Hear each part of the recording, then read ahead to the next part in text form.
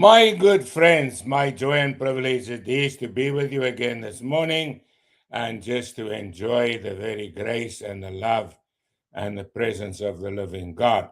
Well, it's summer in Kentucky. It's hot today. It's going to be, I think it's a close to 90. So we're enjoying the summer now, and it's my joy and privilege to enjoy the summer of God's love with you this morning.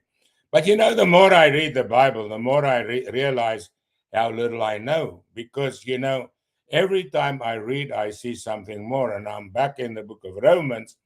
But, I saw something that I didn't really see before. I saw it, but I didn't recognize it, for what it really was, for what the depth of it is.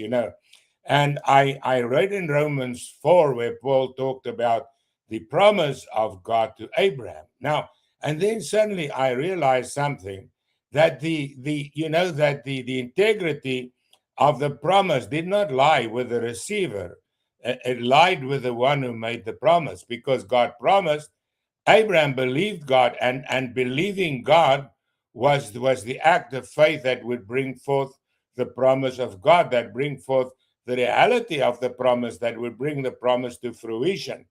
And then I realized then what Paul was really saying here. He was talking about how Abraham's faith was imputed to him for righteousness. In other words, it established his standing with God. And so our standing with God is not dependent upon our works or what we do. Our standing with God is dependent upon whether we believe him or not. Because the promise God made to Abraham was the promise of the impossible. God said to him, "You're going to have a boy," but he couldn't have one. He was too old, right? But the promise of God is not dependent on our state or our abilities or our talents. The promise